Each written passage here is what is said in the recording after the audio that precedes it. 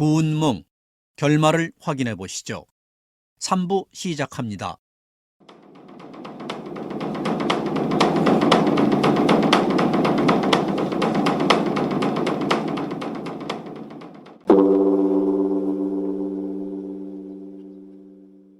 양상서가 돌아온다는 소문이 경성에 들어오자 황제가 친히 위교에 나와 상서의 손을 잡고 말하되, 만리밖에가 역적들을 깨끗이 쓸어버린 공을 어찌 갚겠는가 하시고 바로 그날 대승상 위국공을 보응하고 3만호를 끊어주고 화상을 기린각에 그려놓았다.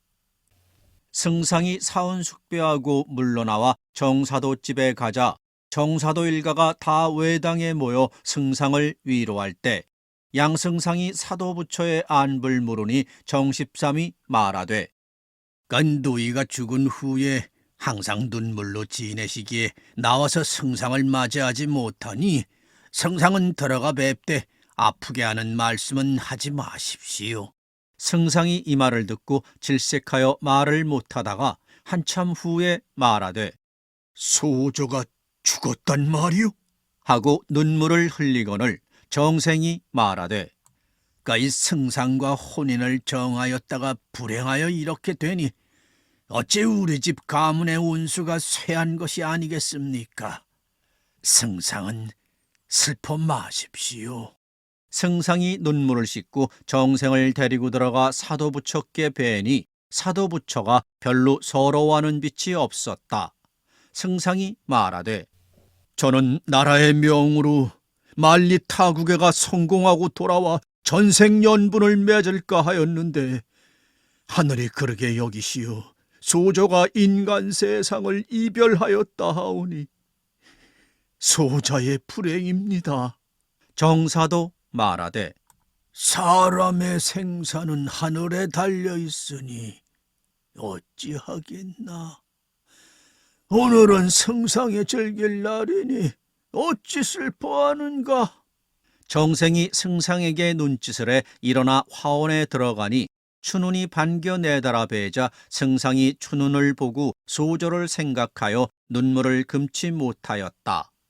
춘훈이 위로하여 말하되, 승상께서는 과히 슬퍼 마시고 첩의 말을 들으십시오. 소존 본디 천상에서 기양 왔는데 하늘에 올라갈 때 첩에게 이르되, 양상서가 납체를 도로 내어 주었으니 부당한 사람이다. 혹 내 무덤이나 내 제살 지내는 대청에 들어와 조문하면 날 욕하는 일이니 아무리 죽은 홀령인들 어찌 노하지 아니하겠는가 하였습니다. 승상이 말하되, 또 무슨 말을 하던가. 춘훈이 말하되, 또 한 말이 있지만 차마 내 입으로 말하진 못하겠습니다. 그래, 무슨 말이었느냐? 춘훈이 말하되, 상서께서 춘훈을 사랑하시라고 전하였습니다. 승상이 말하되, 소조가 이르지 아니하여도 어찌 널 버리겠는가.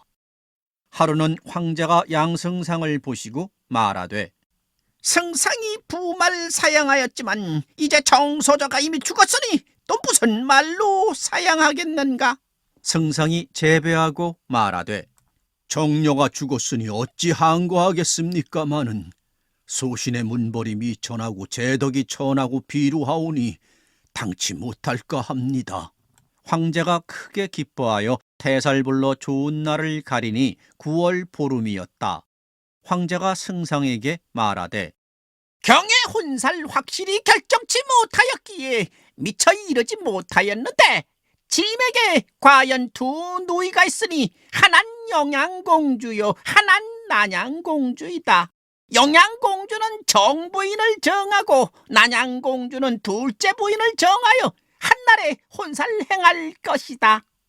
9월 보름을 당하여 홀렐 골문 밖에서 행할 때 양승상이 비단으로 만든 도포와 옥으로 된 띠를 하고 두 공주와 예를 이루니 그 위엄 있는 거동은 다 헤아리지 못할 바였다. 이날 밤은 영양공주와 동침하고 다음 날은 난양공주와 동침하고 또 다음 날엔 진시방으로 갔는데 진씨가 승상을 보고 슬픔을 이기지 못하여 눈물을 흘리자 양승상이 말하되 오늘은 즐거운 날인데 낭잔 무슨 일로 눈물을 흘리는가? 진씨가 말하되 승상이 첩을 알아보지 못하시니 반드시 잊으신 것 같습니다. 그래서 자연 슬퍼하는 것입니다. 승상이 자세히 보고 나아가 옥수를 잡고 말하되 낭자가 화엄 진씨, 낭자가 벌써 죽은 줄 알았는데 오늘 궁중에서 볼 줄 어찌 알았겠는가? 낭자의 집이 참할 본 일은 차마 말하지 못하겠군. 객점에서 난리를 만나 이별한 후에 어느 날인들 생각지 아니하였겠는가? 하며 양유사를 서로 대하여 읊으니 한편으론 반갑고 한편으론 슬펐다. 승상이 말하되 내 처음에 배필을 기약하였다가 오늘날 첩을 삼으니 어찌 부끄럽지 아니하겠는가? 진씨가 대답하여 말하되 처음에 유물 보낼 때 첩되길 원하였으니 무슨 원통함이 있겠습니까? 하고 서로 즐기는 정이 두 날 밤보다 100배나 더하였다. 그 다음 날 두 공주가 승상께 술을 권하다가 영양공주가 시비를 불러 진씨를 청하니 승상이 그 소리를 듣고 마음이 자연 감동하여 갑자기 생각하되 내 일찍이 정소조와 검은고 한곡조를 의논할 때 그 소리와 얼굴을 익히 듣고 보았는데 오늘 영양공주를 보니 얼굴과 말소리가 매우 같구나. 난 두 공주와 함께 즐겨하는데 슬프다. 정소조의 외로운 혼은 어디에가 의탁하였을까? 영양공주를 거듭 보고 눈물을 머금고 말하지 아니하자 영양공주가 잔을 놓고 물어 말하되 승상은 무슨 일로 마음을 슬퍼하십니까? 승상이 말하되 내 일찍이 정사도 여자를 보았는데 공주의 얼굴과 소리가 매우 같아 자연 감동하여 그러합니다. 영양공주가 이 말을 듣고 낯빛이 변하여 일어나 안으로 들어가자 승상이 부끄럽고 열적어 난양공주께 고하되 영양은 내 말을 그릇되다 여깁니까? 난양이 말하되 영양공주는 태호의 딸이요 천자의 누이입니다. 뜻이 교만하고 건방져 한번 그릇되게 여기면 마음을 좇지 아니하니 정가 여자가 비록 아름다우나 여염 처녀요 또 백골이 다 진토되었는데 어찌 그런데 비하십니까? 양승상이 즉시 진씨를 불러 영양공주께 사죄하여 말하되 마침 술을 과히 먹고 망발을 하였으니 원컨대 공주는 허물지 마십시오. 진씨가 즉시 돌아와 승상께 고하였다. 공주가 하시는 말씀이 있었지만 첩이 차마 아뢰지 못하겠습니다. 승상이 말하되 공주의 말씀이 비록 과하나 진씨의 죄가 아니니 전해보라. 진씨가 말하되 공주가 막 화를 내시며 이르시되 나는 황태우의 딸이요 정년 여염집 천인입니다. 제 얼굴만 자랑하고 평생 보지 못하던 상공과 반나절을 함께 검은골 의논하고 수작하니 행실이 아름답지 못하고 또 혼인의 시기를 놓쳐 이루어지지 못하게 된 것에 심술이 나서 청춘에 죽었으니 복도 좋지 못한 사람입니다. 옛날 추월한 사람이 뽕 따는 계집과 희롱할 때 그 아내가 듣고 말하길 내 아무리 어질지 못하나 날 생각한다면 어찌 상종유녀와 희롱하겠는가 하고 물에 빠져 죽었으니 낸들 무슨 면목으로 상공을 대면하겠습니까? 날 죽은 정씨에게 비하고 행실 없는 사람을 생각하니 내 그런 사람 섬기길 원치 않습니다. 난양은 성질이 양순하고 인정이 많으니 승상을 모셔 100년 해로하십시오. 하였습니다. 승상이 이 말을 듣고 크게 화를 내어 말하되 천하의 형세만 믿고 가장을 업수히 여기기는 영양공주 같은 사람이 없다. 옛부터 부마되길 싫어한 것은 이렇기 때문이다.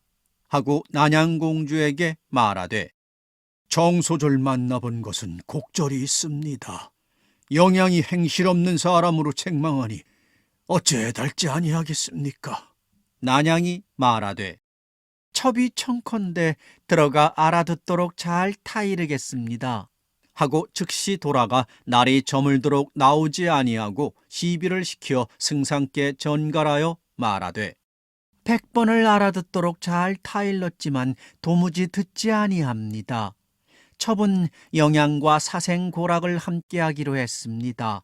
영양이 깊은 방에서 혼자 늙길 결단하니 첩도 상공을 모시지 못하겠습니다.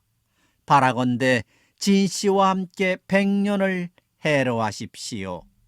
양승상이 이 말을 듣고 분을 이기지 못하여 빈방에 촛불만 대하고 앉았는데 진씨가 금으로 만든 화로에 향을 피우고 승상께 고하여 말하되 첩은 군잘 곁에서 모시지 못하기에 첩도 들어가니 승상은 편안히 쉬십시오 하고 나아가자 승상이 더욱 분하여 잠을 이루지 못하고 생각하되 저희가 작당하고 가장을 이토록 조롱하니 세상에 이런 고약한 일이 어디에 있는가?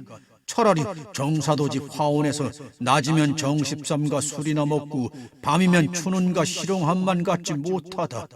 부마된 3일 만에 이토록 곰핍하니 어찌 분하지 아니한가?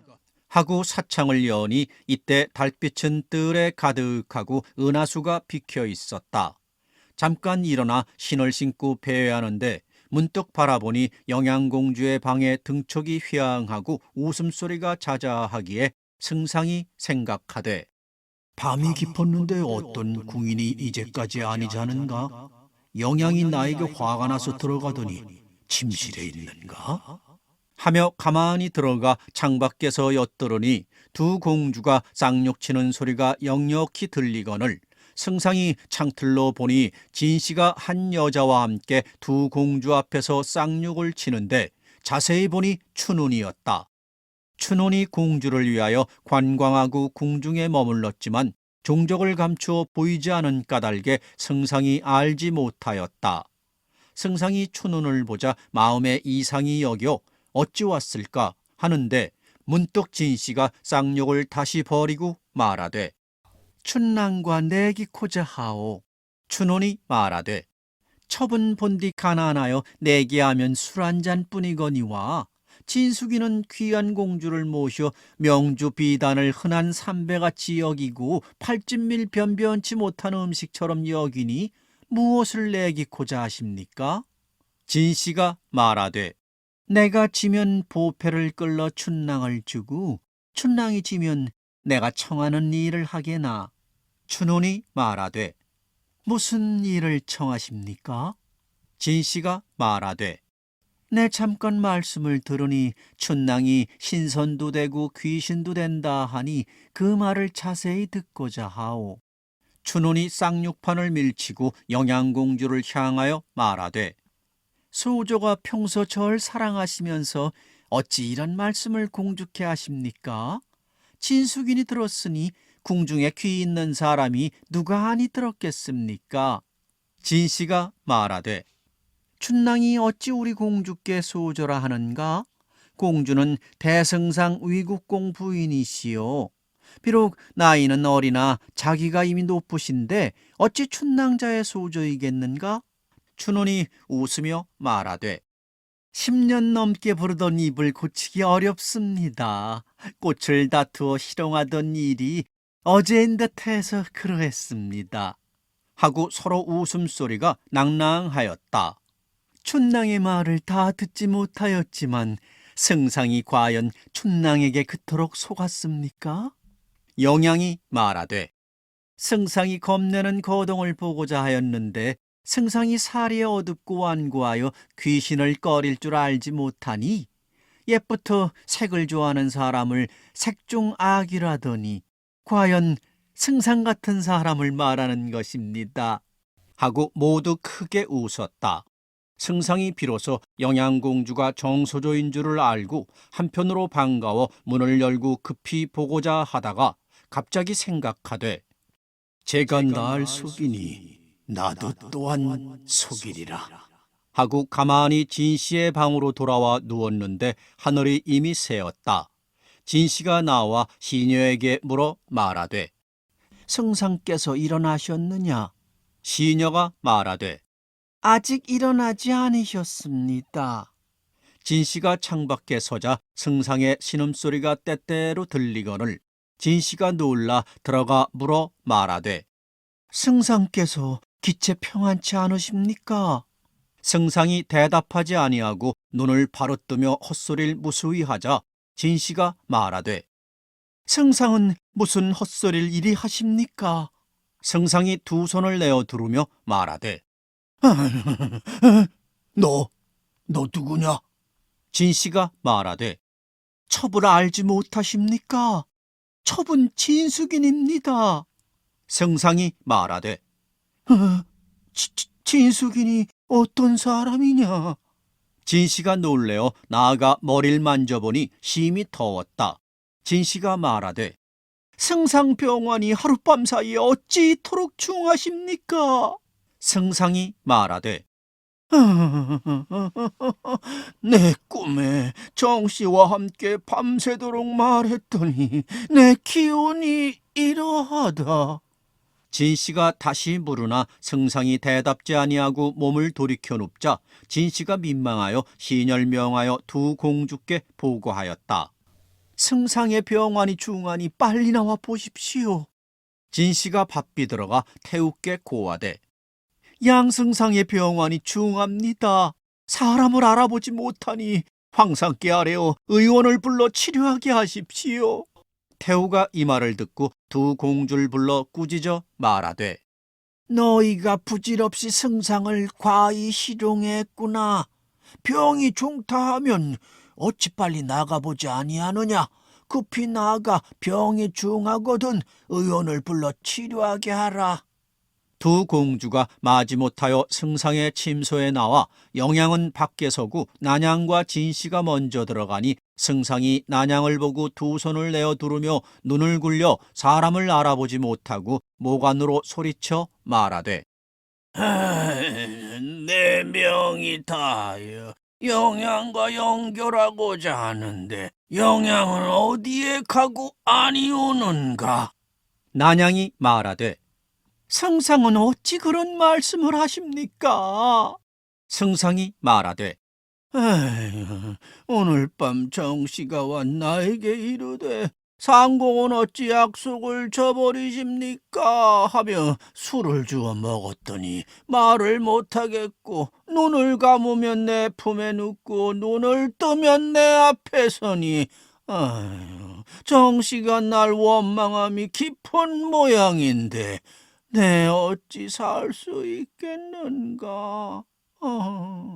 하며 벽을 향하여 헛소리를 무수히 하고 기절하는 듯하자 난양이 병을 보고 크게 겁내어 나와서 영양에게 말하되 승상이 저절 보고자 하여 병이 되었으니 저저가 아니면 구하지 못할 것입니다. 저전 급히 들어가 보십시오. 영양이 오히려 의심하였지만 난양이 영양의 손을 잡아 함께 들어가니 승상이 헛소리를 하는데 모두 정씨에 대한 말이었다. 난양이 크게 소리하여 말하되 영양이 왔으니 눈을 들어보십시오.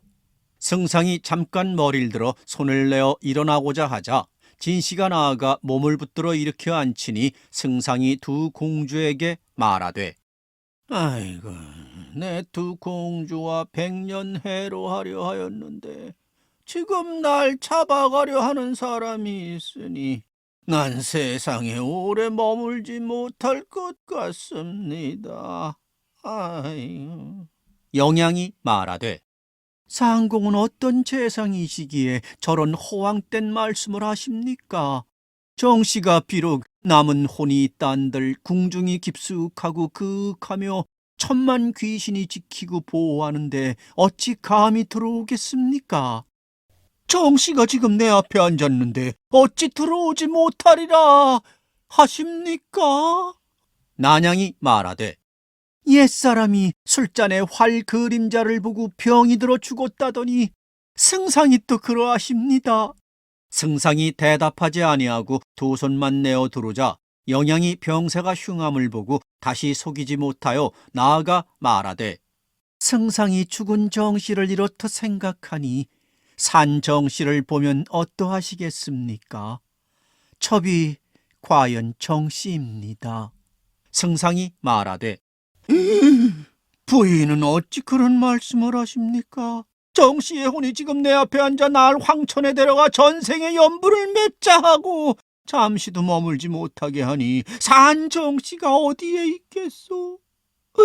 불과 내 병을 위로코자 하여 산 정씨라 하지만 진실로 허망합니다. 난양이 나가 앉아 말하되 승상은 의심치 마십시오. 과연 태우낭랑이 정씨를 양녀로 삼아 영양공주를 보응하여 첩과 함께 상서를 섬기게 하였으니 오늘의 영양공주는 전일 검은고 희롱하던 정소조입니다. 그렇지 않으면 어찌 얼굴과 말소리가 심히 같겠습니까? 승상이 대답하지 아니하고 가만히 소리내어 말하되 내가 정가에 있을 때 정소조에게 시비 추는이 있었는데 한 말을 묻고자 합니다. 난양이 말하되 춘혼이 영양을 배로 궁중에 왔다가 승상의 기후가 평안치 아니하심을 보고 밖에 대령하였습니다.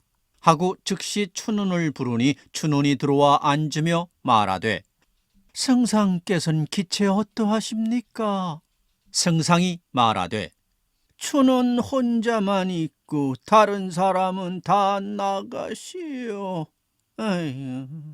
두 공주와 진숙인이 나와 난간에 앉아 있는데 승상이 즉시 일어나 세수하고 의관을 정제해 춘혼으로 하여금 데려오라 하니 춘혼이 웃음을 머금고 또 나와 전하자 다 들어갔다. 승상이 화양건을 쓰고 궁금포를 입고 백옥손을 들고 안석에 비스듬히 앉아 있으니 기상이 봄바람같이 호탕하고 정신이 가을달같이 맑아 병들었던 것 같지 아니하였다. 상공께서 기체 지금 어떠하십니까? 양승상 정색하고 말하되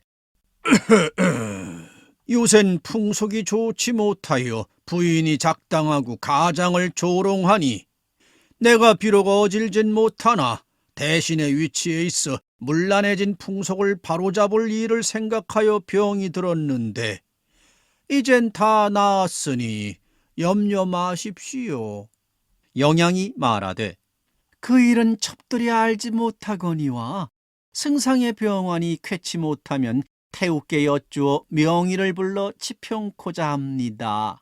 승상이 아무리 웃음을 참고자 하였지만 그리워하던 심사를 참지 못하고 생각하는 마음을 이기지 못하여 크게 웃어 말하되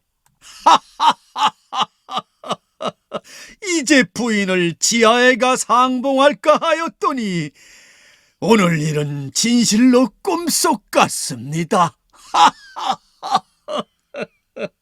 하며 옥수를 잡고 희롱하니 원앙새가 초목 사이에 푸른 물을 만난 듯 나비가 붉은 꽃을 본 듯 그 사랑함을 이루 헤아리지 못할 바였다.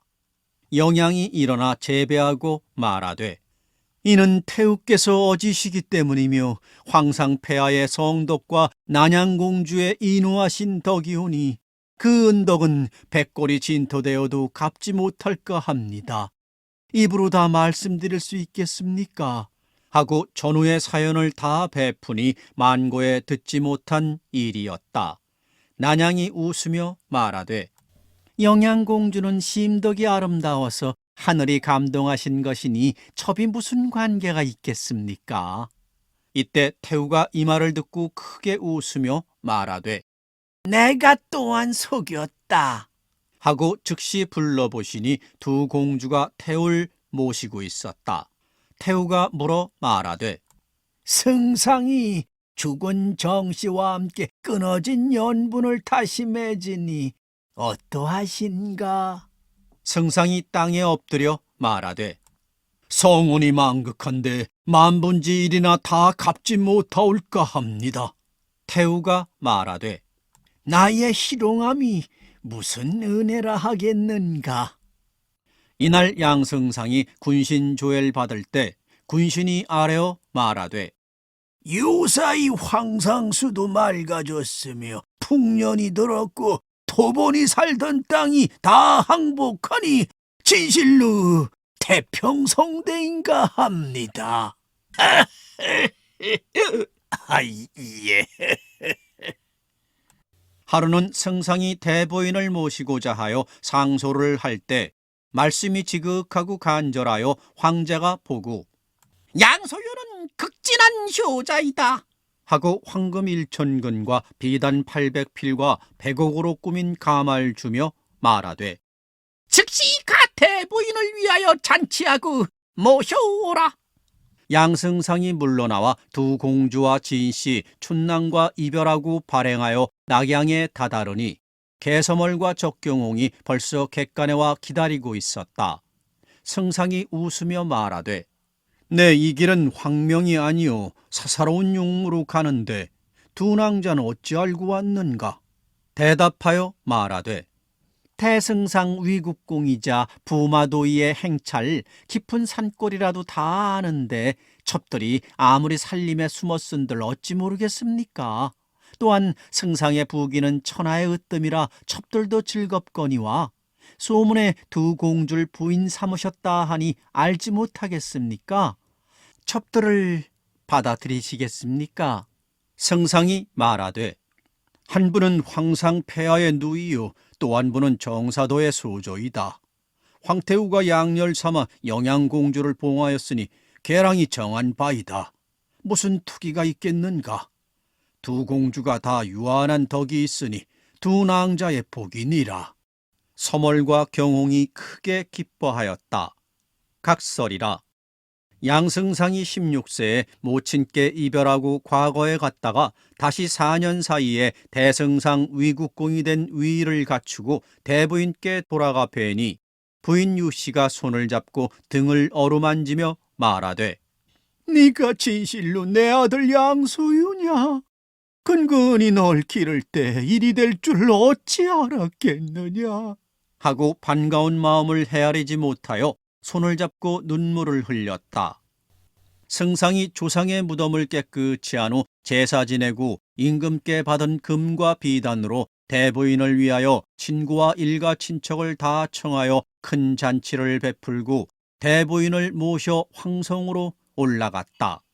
황성에 이르러 대부인을 모셔 승상부에 모시고 들어가 황제와 태우께 입조하니 황제가 불러 만나보고 금과 비단을 많이 상사하거늘 택일하여 임금께서 내려준 새집에 모시고 두 공주와 진숙인 가유인을 다 예로서 아련하고 만조백관을 청하여 3일을 잔치할 때 궁실 거처의 휘황함과 풍악 음식의 찬란함은 세상에 비할 데가 없었다. 한참 후에 문지기가 고하되 문 밖에서 두 여자가 승상과 대부인 뵙길 청합니다. 승상이 말하되 분명 개서멀과 적경홍이다 하고 대부인께 고하고 부르자 서멀과 경홍이 머리를 숙여 계단 아래에서 뵈니 진실로 절대 가인이어서 모든 손님들이 다 칭찬에 마지 않았다.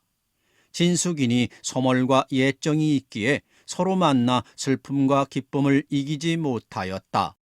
영양공주가 서멀을 불러 술 한 잔을 주어 말하되 이것으로 날 천거한 공을 살해한다. 대부인이 말하되 너희는 서멀에게만 살해하고 두련사의 공은 생각지 아니하느냐. 승상이 말하되 오늘날 이렇게 즐기는 것은 다 두련사의 덕이다 하고 즉시 사람을 차청관에 보내어 청하니 두련사는 총나라에 들어가고 없었다. 이로부터 승상부 창기 800인을 동부와 서부를 만들어 동부 400은 서멀이 가르치고 서부 400인은 경홍이 가르치니 가무가 날로 새로워 비록 이원의 배우들이라도 미치지 못할 정도였다. 하루는 공주와 여러 낭자가 대부인을 모셔 앉았는데 승상이 한 편지를 들고 들어와 난양을 주어 말하되 이는 월왕의 편지니 보십시오. 난양이 펴보니 다음과 같았다. 지난번 국가의 일이 많아 나귀원의 말을 머물게 하는 좋은 기회와 곤명지에서 배 타고 노는 즐거운 일을 이제껏 못하였는데 지금 황상의 넓으신 덕과 승상의 공명을 힘입어 천하태평하였으니 원컨대 승상과 함께 봄빛을 구경코자 합니다. 난양이 승상께 말하되 월왕의 뜻을 아시겠습니까? 승상이 말하되 봄빛을 실용코자 하는 것에 불과한 거 아닙니까? 난양이 말하되 월왕의 뜻이 본디 풍류를 좋아하여 무창의 명기 만호견을 얻어두고 승상 궁중에서 보았던 미인들과 한번 다투어 보고자 하는 것입니다. 승상이 웃으며 말하되 과연 그렇소이다. 영양공주가 말하되 그렇다면 아무리 노는 일이라도 어찌 남에게 질 수야 있겠습니까? 하고 개소멀과 적경홍을 쳐다보며 말하되 군병을 10년 가르치긴 한 번 싸움의 승패를 위한 것이니 이날 승부는 다 두 낭자에게 있다. 부디 힘써 하라. 서멀이 말하되 월궁의 풍륜 일국의 으뜸이요 만호교는 천하의 절색입니다. 첩의 얼굴과 음률이 다 부족하니 누를 끼치게 될까 두렵습니다. 경홍이 이 말을 듣고 큰 소리로 말하되 섬랑 우리 두 사람이 관동 70여 줄 돌아다녔지만 당할 사람이 없었는데 만호견 한 사람을 두려워하는가? 서멀이 말하되 홍랑은 어찌처럼 자신하는가? 하고 승상께 고하였다. 교만한 사람과 하는 일은 반드시 잘못된다고 하는데 홍랑의 말이 과하니 패할 것 같습니다. 또 홍랑의 얼굴이 아리따우면 승상이 어찌 남자로 속으셨겠습니까?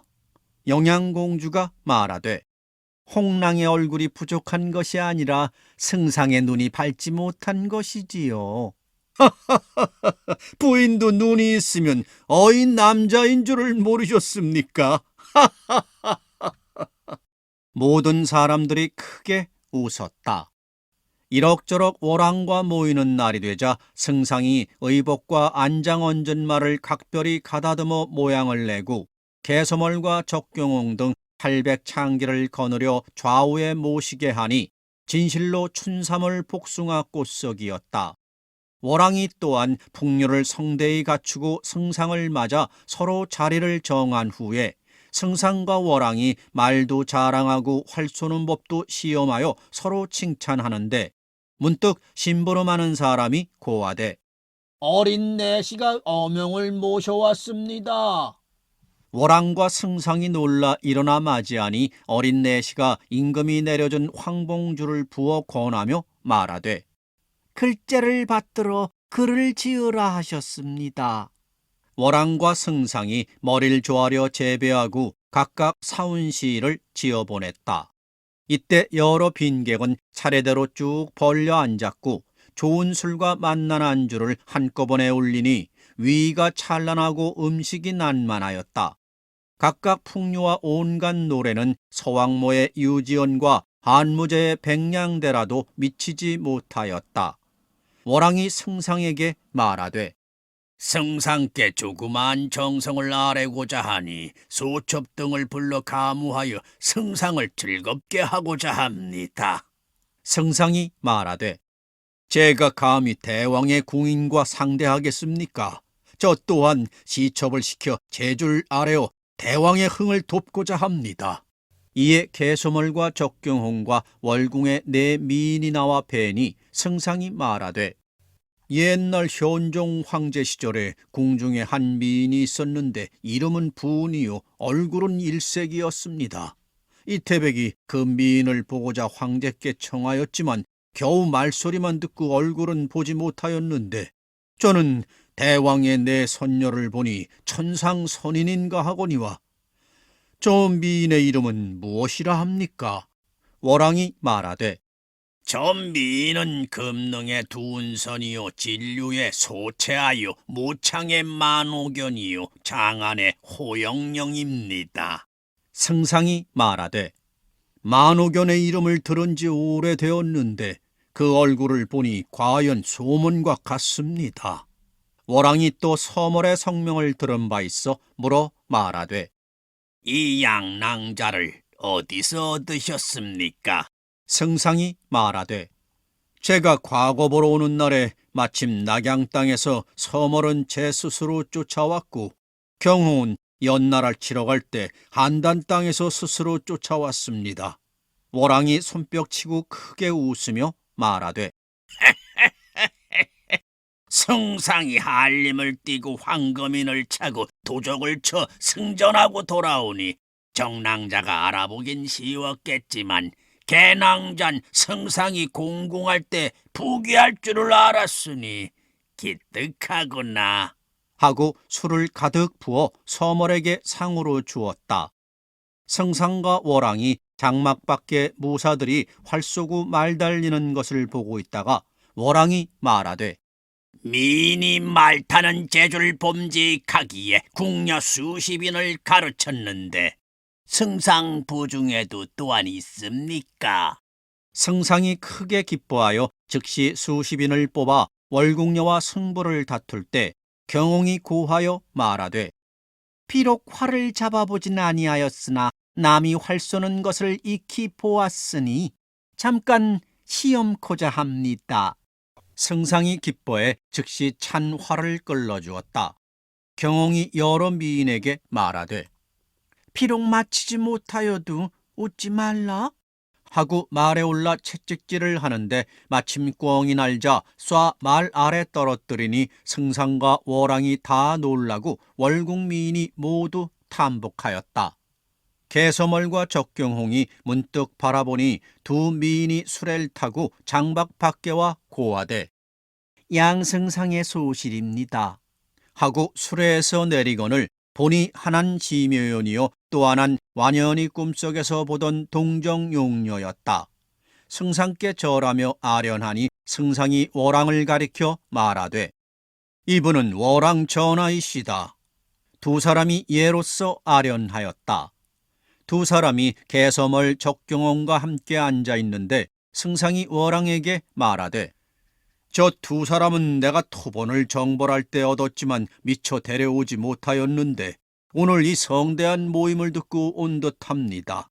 왕이 그 두 사람을 보니 자색이 서멀과 같았지만 고고한 태도와 뛰어난 기운은 더하였다.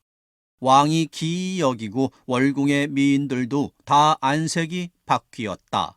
왕이 물어 말하되 두 낭자는 어디 사람이며 성명은 무엇이냐? 하나가 말하되 첩은 시묘연입니다. 이어 또 하나가 말하되 백능파입니다. 왕이 말하되 두 낭자에게 무슨 재주가 있느냐?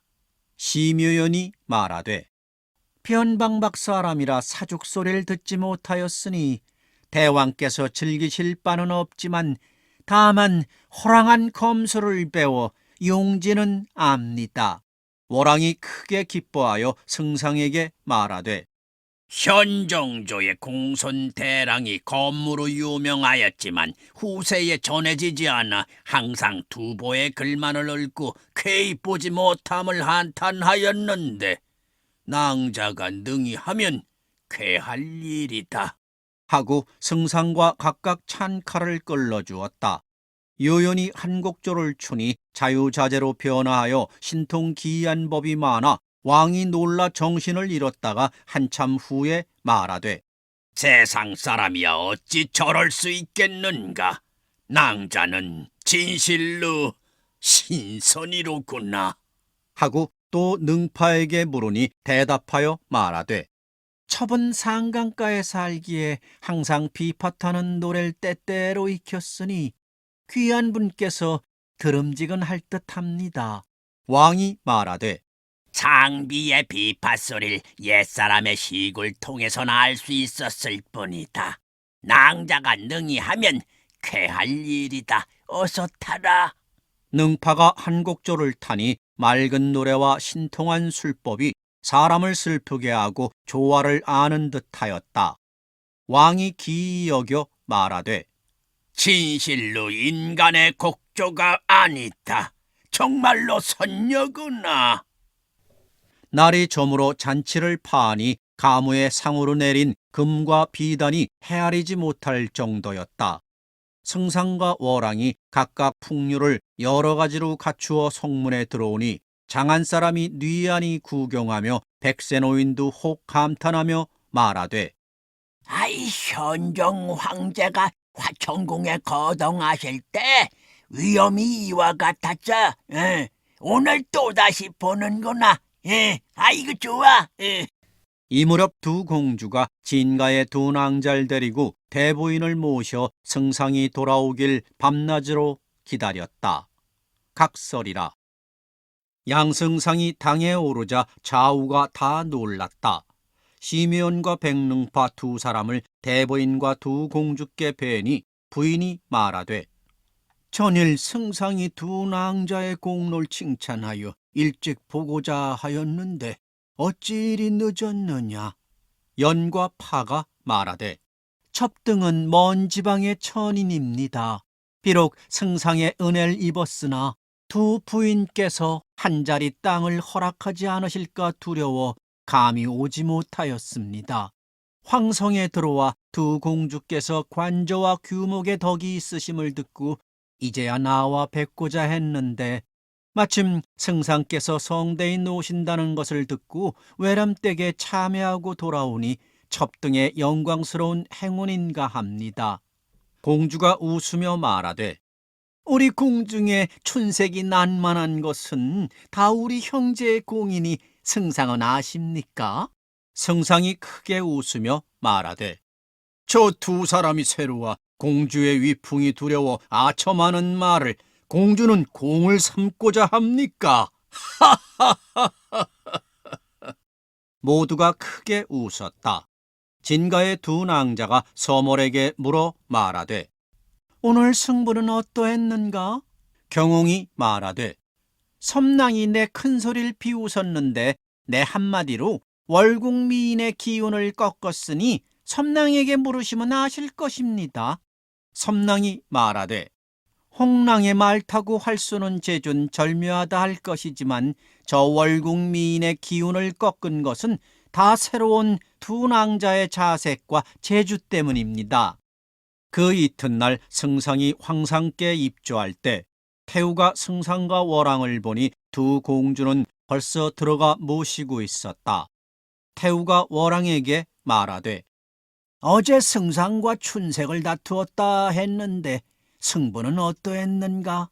월왕이 말하되 승상의 복은 보통 사람과 같을 바가 아닙니다. 다만 공주에게도 복이 되겠습니까? 원컨대 낭랑은 이 말씀으로 승상을 신문하십시오. 승상이 말하되 월왕이 신에게 졌단 말은 이태백이 최후의 시를 겁내는 것과 같습니다. 공주에게 복이 되고 아니 되면 공주에게 물으십시오. 공주가 대답하여 말하되 부부는 한 몸이니 영역 고락이 어찌 다르겠습니까? 월왕이 말하되 누이의 말이 비록 좋으나 자고로 부마 중에 누가 승상같이 방탕하였겠습니까? 청컨대 승상을 벌하십시오. 태우가 크게 웃고 술 한 잔으로 벌하였다. 승상이 크게 취하여 돌아올 때 두 공주도 함께 왔다. 대부인이 물어 말하되 전에도 전원의 명이 있었지만 이처럼 취하지 아니하였는데 어찌 오늘은 과히 취하였는가? 승상이 말하되 공주의 오라비인 월왕이 태우께 고자질하여 소자의 죄를 지어내었었는데 마침 말씀을 잘 들여 한말 술로 벌을 받았습니다. 소자가 만일 주량이 약했으면 거의 죽을 뻔하였으니 대개 월왕이야 낙원에서 진 일을 서력하려 한 일이겠지만 난양도 내가 시첩이 많음을 시기하여 그 오라비와 함께 날 모해하였으니 모친은 한 잔 술로 난양을 벌하여 소자를 서력하여 주십시오. 유부인이 크게 웃으며 말하되 공주가 비록 술을 먹지 못하나 취객을 위하여 마다하지는 못할 것이다. 하고 승상을 속여 설탕물 한 잔으로 벌하였다. 이때 두 부인이 용랑자와 서로 즐기는 뜻이 고기가 물에서 놀고 새가 구름에서 나는 것 같아서 서로 은정을 잊지 못하니 비록 두 부인 현덕에 감화받아서였지만 대개 남악산에서 발언한 때문이었다. 하룬 두 공주가 서로 의논하여 말하되 옛사람은 자매 형제가 홍남의 아내도 되고 홍남의 첩도 되었는데 우리 이처 육첩은 의가 고륙 같고 정이 형제 같으니 어찌 천명이 아니겠는가. 타고난 성이 한 가지가 아니고 지위에 높고 낮음이 같지 않음은 좋게 거리낄 일이 아니다. 마땅히 결의 형제하여 일생을 지내는 것이 어떠한가. 용랑자가 다 겸손히 사양하고 춘훈과 서몰이 더욱 응치 아니하자 정부인이 말하되 유비, 관우, 장비 세 사람은 군신 사이였지만 형제의 의가 있었고 세존의 처와 등가 여잔 높고 낮음이 현격히 차이가 났지만 함께 제자가 되었으니 당초 미처남이 앞날을 성취하는 데 무엇이 관계하겠는가. 두 공주가 이에 용랑자를 데리고 관음 화상 앞에 나아가 분양 재배한 후 형제 맺은 맹세를 하고 글을 지어 각각 자매로 스스로 처신하라 하였다. 팔선녀가 각각 자녀를 두었다. 양부인 춘은, 서멀, 유연, 경홍은 아들을 낳았고 채봉, 능파는 딸을 낳았는데 낳고 기르는데 괴로움이 없었다. 이 무렵 천하가 아주 태평하여 승상이 나면 현명한 임금을 모셔 후원에서 사냥하고 들면 대부인을 모셔 북당에서 잔치하니 이럭저럭 세월이 물 흐르는 듯하였다. 승상이 장상이 되어 권세를 잡은 지 이미 수십 년이었다. 유부인이 천술 다하고 별세하자 승상이 슬퍼 야윈이 과도하였다. 임금과 왕비가 중사를 보내 위로하고 왕 후회로 장사 지내게 하였으며 정사도 부처가 또 상수하니 승상이 서러워하기를 정부인과 같이 하였다. 양승상은 육남 이녀가 있었다. 첫째는 대경이니 정부인의 소생으로 이부상서를 하고 둘째는 차경이니 적시소생으로 경조윤을 하고 셋째는 순경이니 가시의 소생으로 어사중승을 하고 넷째는 계경이니 난양의 소생으로 병부실랑을 하고 다섯째는 오경이니 계시의 소생으로 한리막사를 하고 여섯째는 치경이니 심씨의 소생으로 나이 15에 용력이 전륜하여 금호상장군이 되었다. 맏딸의 이름은 전단이니 진씨의 소생으로 월왕의 며느리가 되었고 차녀의 이름은 영락이니 백씨의 소생으로 황태자의 처녀가 되었다. 양승상이 일개서생으로 환란을 평정하고 태평을 이루어 공명부기가 곽분양과 명성을 나란히 하였지만 곽분양은 60의 상장이 되었는데 상은 20의 장상이 되어 위로 임금의 마음을 얻고 아래론 인망이 있어 부디 복을 누리기는 천고에 없는 일이었다. 승상이 나라의 큰 명령 아래 있기 어렵기에 상소하여 물러가고자 합니다라고 하였지만 황제가 친필로 답장을 써 고집스럽게 만류하였다. 그 후 또 상소하여 뜻을 간절히 하자 황제가 친필로 답장을 써 말하되 경의 높은 절결 이루어주고자 하지만 황태우께서 승하신 후에 어찌 차마 두 공주를 멀리 떠나보낼 수 있겠는가. 성남 40리에 별궁이 있으니 이름은 취미궁이다. 이 궁이 한적하니 경이 은거함이 마땅하다. 하고 승상을 위국궁을 더 봉하고 오천호를 더 상사하며 아주 승상의 인수를 거두었다. 승상이 큰 은혜에 더욱 감격하여 즉시 취미궁으로 가니 이 궁은 종남산 가운데 있어 누대가 장려하며 경치가 아주 빼어나 진실로 복내 선경이었다. 승상이 그 정전을 비워 나라의 조지와 임금이 지은 시문을 받들어 모시고 그 남은 누각과 정자는 두 공주와 여러 양자가 나누어 거척해 하였다. 승상이 두 부인과 육랑자를 데리고 물에 다다라 달을 희롱하고 산에 들어가 매활 찾아 혹 시두 화답하며 검은고도 타니 만년의 조용한 복을 뉘안이 칭찬하겠는가.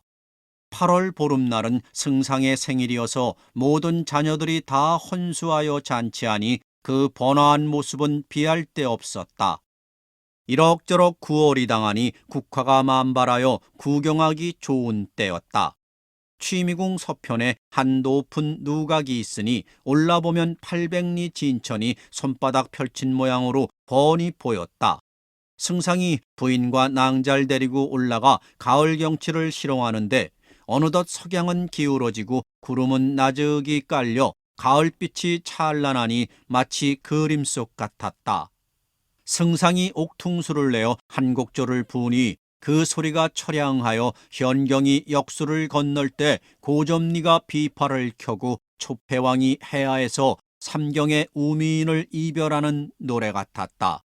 모든 미인이 다 슬픔을 이기지 못하니 두 부인이 물어 말하되 승상이 일찍이 공명을 이루고 오래 부귀를 누려 오늘날 좋은 풍경을 당하였는데 퉁소 소리가 처량하여 전일과 다르니 어찌된 일입니까? 승상이 옥퉁소를 던지고 난간에 기대어 밝은 달을 가리키며 말하되 동쪽을 바라보니 진시황의 아방궁이 풀 속에 외롭게 서 있고 서쪽을 바라보니 한모자의 무릉이 가을 풀 속에 쓸쓸하며 북쪽을 바라보니 당명황의 화총궁의 빈 달빛뿐이라오. 이 세 임금은 천고의 영웅이어서 사해로 집을 삼고 억조 창생으로 신첩을 삼아 해와 달과 별을 돌이켜 천세를 지내고자 하였지만 이제 어디 있는가? 소유는 하동의 한 배옷 입은 선비로 다행히 현명하신 임금을 만나 벼슬이 장상에 이르고 또 여러 낭자와 함께 서로 만나 정이 두텁고 심정이 늙도록 더 긴밀하니 전생연분이 아니면 어찌 그러하겠소. 연분이 있어 모이고 연분이 다하면 흩어지기는 천리의 떳떳한 일이요. 우리 한번 돌아가면 높은 누각과 굽은 연못과 노래하던 궁전과 춤추던 정자들이 거친 풀과 쓸쓸한 연기로 적막한 가운데 나무하는 아이와 풀 뜯는 마소 치는 아이들이 손가락질하여 이르되 양승상이 낭자와 함께 놀던 곳이다 하리니 어찌 슬프지 아니하겠소. 천하에 세 가지 도가 있으니 유도, 선도, 불도라오. 유도는 윤리와 기강을 밝히고 사업을 귀하게 여겨 이름을 죽은 후에 전할 따름이요. 선도는 허망하니 좋게 구할 것 아닌데 오직 불도는 내 근래의 꿈을 꾸면 항상 부들방석 위에서 참선하는 것이 불가에 반드시 인연이 있는 것 같소. 내 장차 장자방이 적송자를 쫓는 것 같이 하여 남해를 건너 관음께 배고 의대에 올라 문수 보살에 예불하여 불생불멸의 도를 얻고자 하나 다만 그대들과 함께 반평생을 서로 따르다가 장차 멀리 이별하려 하니 자연 비창한 마음이 퉁소 소리에 나타났던 것이요. 여러 낭자도 다 남학선녀로서 세속의 인연이 장차 다한 가운데 승상의 말씀을 들으니 어찌 감동치 아니하겠는가. 다 말하되 상공이 번화한 중에 이 마음이 있으니 분명 하늘의 뜻입니다. 첩동 8사람이 마땅히 아침 저녁으로 예불하여 상공을 기다릴 것이니 상공은 밝은 스승을 얻어 큰 도를 깨달은 후에 첩등을 가르치십시오. 승상이 크게 기뻐하며 말하되 우리 9사람의 마음이 서로 맞으니 무슨 근심이 있겠소. 여러 낭자가 술을 내와 작별하려 할 때 문득 지팡막대 끄는 소리가 난간 밖에서나 여러 사람이 다 의심하였다. 한참 후에 한 노승이 나타났는데 눈썹은 한자나 길고 눈은 물결 같아 얼굴과 동정이 보통의 중은 아니었다. 대위에 올라 승상과 자리를 맞대고 앉아 말하되 사냐의 사람이 대승상께 뵙니다. 양승상 일어나 답례하며 말하되 사부는 어디에서 오셨습니까? 노승이 웃으며 말하되 승상은 평생 사귀던 오랜 벗을 모르십니까?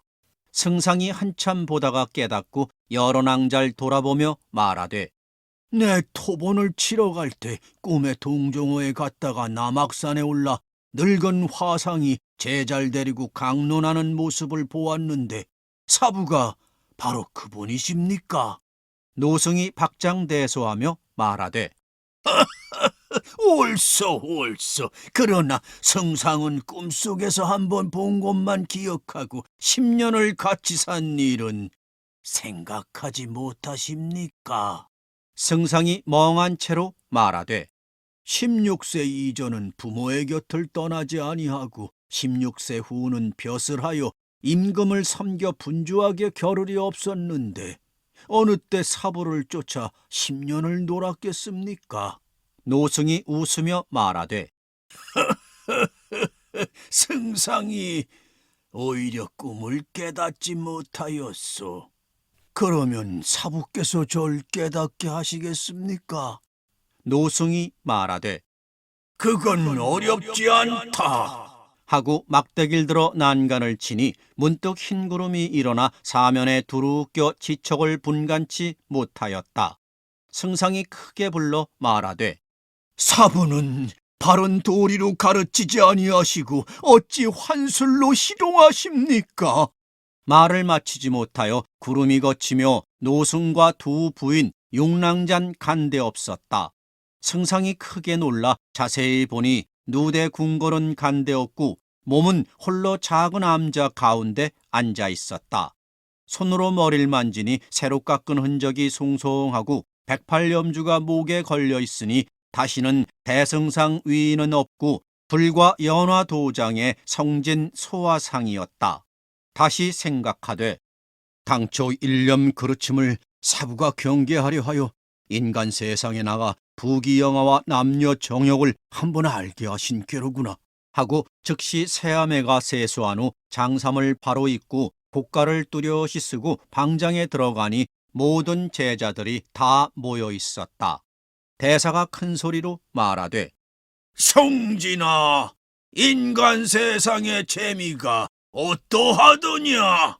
성진이 머리를 땅에 두드리며 눈물을 흘려 말하되 이제야 깨달았습니다.